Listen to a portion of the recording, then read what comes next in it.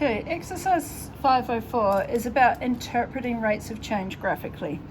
As with the other graphical chapters recently, it is a little bit of a tricky one to get your head around, but it's really important just to look at the derivatives.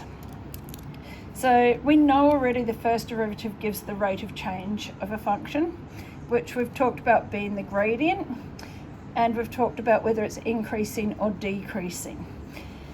Positive gradient, it's increasing; negative gradient, it's decreasing. Now the new thing here is that the second derivative gives the rate of change of the first derivative. So it tells you if a function is increasing at an increasing or a decreasing rate, or is it decreasing at an increasing or decreasing rate. Those words all sound a little bit difficult. Let's look at some examples. So numbers 1 and 2 are the easy ones.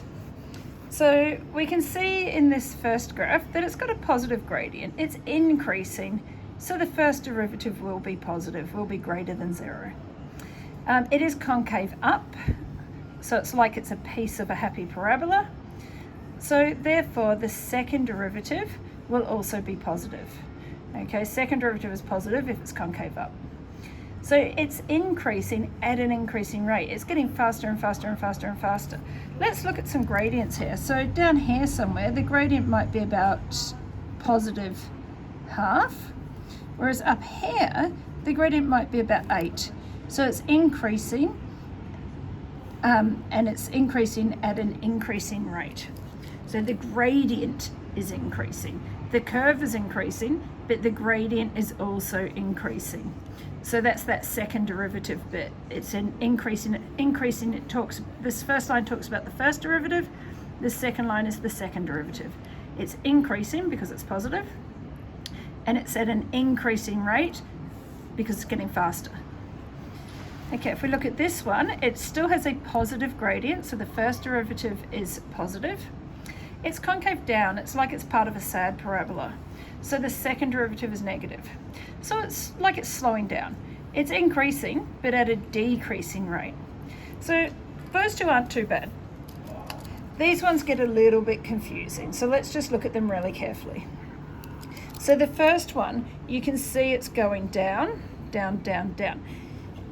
And the first derivative is negative because it's got a negative gradient, it's decreasing.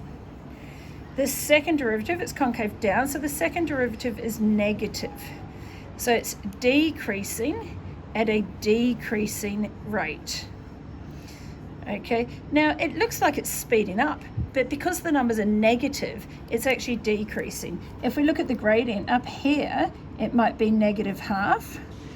Okay, and down here it might be negative 8. So you can see the gradient is decreasing. So we say it's decreasing at a decreasing rate. This one has a negative gradient because it's decreasing. So the first derivative is negative. It's concave up, it's part of a happy parabola. So the second derivative is positive. It's decreasing at an increasing rate.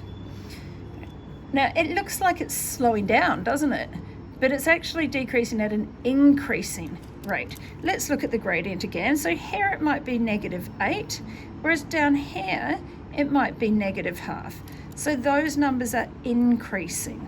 So the rate of change of the derivative, or the second derivative, is going up, it's increasing.